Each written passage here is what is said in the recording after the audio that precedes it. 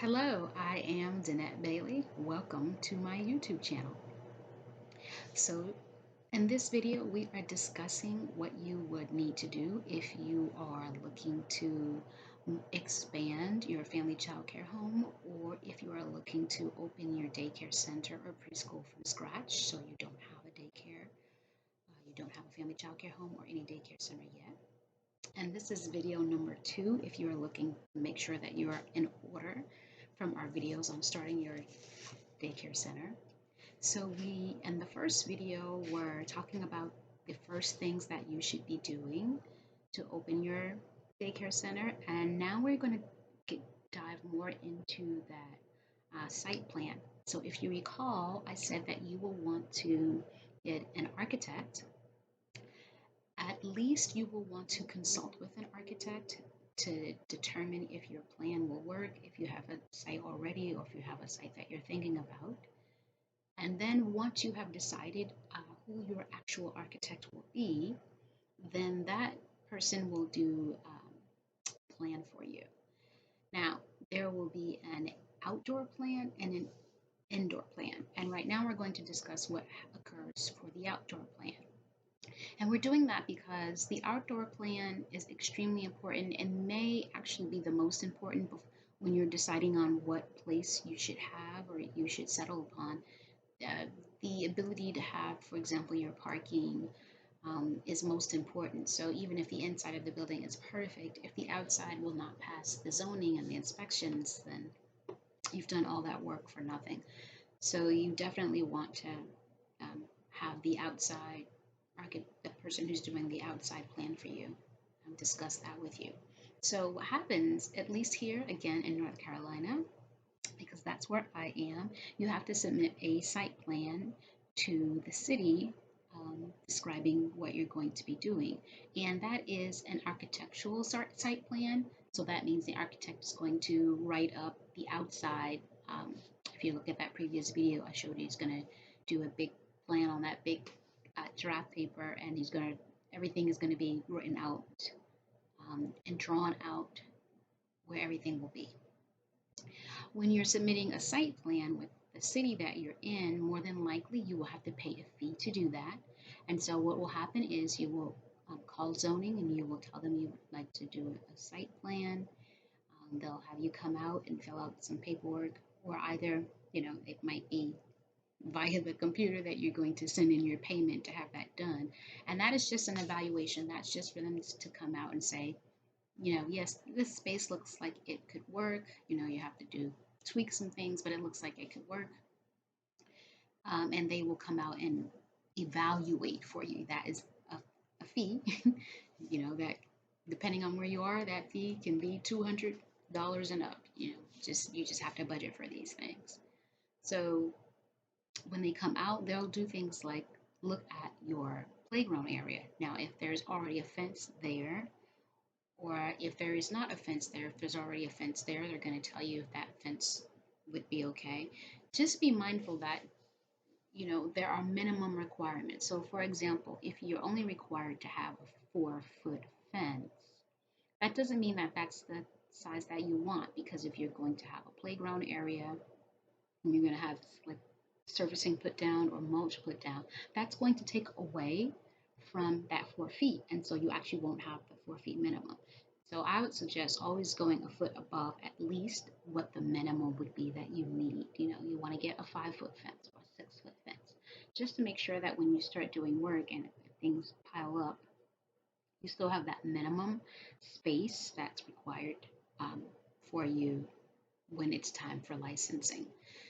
So you can, for example, have a wood fence or a chain link fence or a vinyl fence.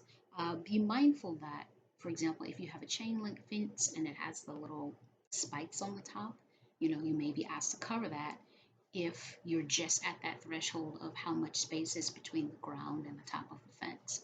Again, while you want to have a taller fence, or that's why you would want to plan to maybe have a wooden fence so you won't have the spikes, or a vinyl fence so you won't have the spikes.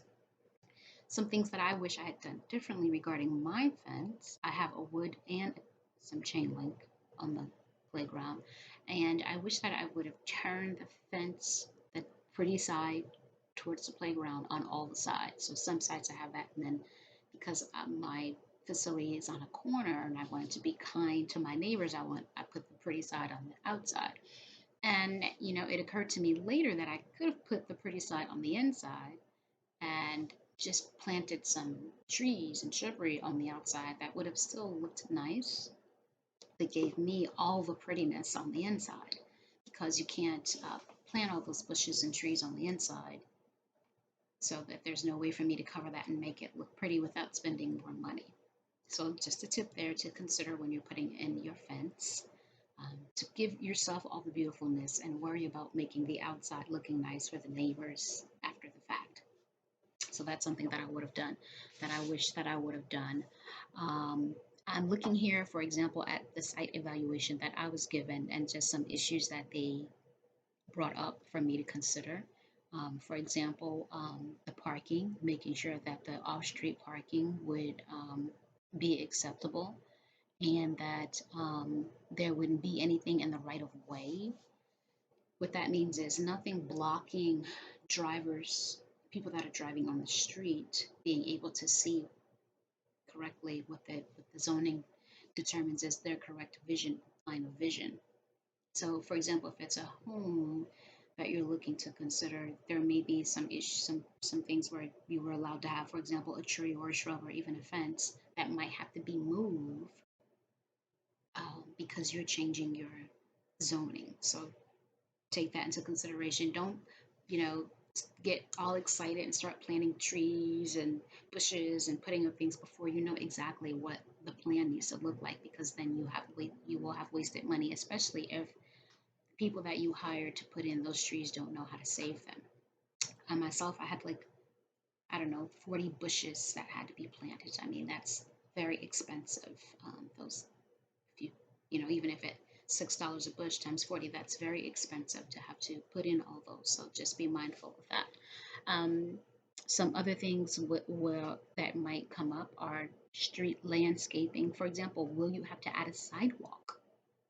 Lots of places now, they want the area, even though you may be in an area where there's not a sidewalk, zoning may have already written in the plan that, for the beautification of the city, any new businesses coming up will have to put in sidewalks. So you may have to put in a whole sidewalk around your area, even though the people next to you may not have a sidewalk. Again, these are expenses that you may not have considered. So that's why it's important to get that site evaluation ahead of time, to work with an architect ahead of time to see exactly what you will need, because you won't be able to budget, get a really good handle on your budget if you don't know what potential cost you could have. So, the sidewalk is a big deal.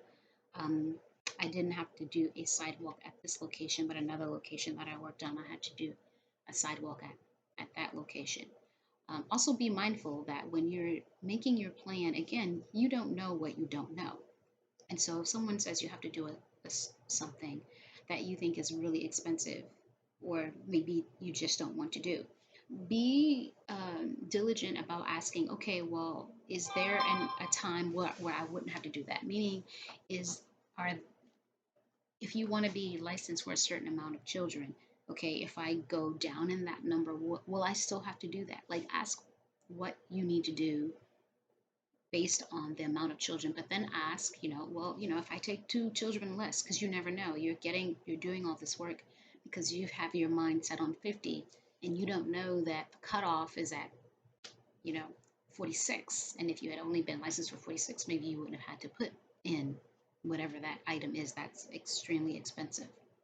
So because you don't know what you don't know, that's why, again, I will say it is important to consult with an architect, but also consult with people who have already done this work. Search for videos of other people that have already done this work and see what they wish they would have known. So that's what I wanted to tell you in this video. This is all about the outdoor site plan, and you're the architect that's doing your plan for the outdoor. And the most important thing to note is you can't skimp on that, because you're going to have an architect anyway. So you can't skimp on that. Number two, you don't know what you don't know, so ask questions of the architect. Tell them all the things that you're willing to do and see if they're knowledgeable. Make sure they're knowledgeable, really, about what you could or could not do. Try to find an architect who's already done these types of projects. And then, if you don't know who that is, call up someone who has a location and ask them, hey, I see you have a daycare here. What architect did you use, or did you have to use an architect? And I'm sure that, you know, they'll be happy to refer you to someone. And if they didn't like who they used, they'll be happy to tell you don't use this person. So if nothing else, if you get a list of who not to use, that's helpful as well. All right, I don't want to make the videos too long so that you can pace yourself. This is video number 2 on opening your preschool and your daycare center. We're expanding if you're a family childcare home. So look out for more videos. Do subscribe and like and tell your friends. And I'll see you next time at Danette Bailey on YouTube. Thanks a bunch.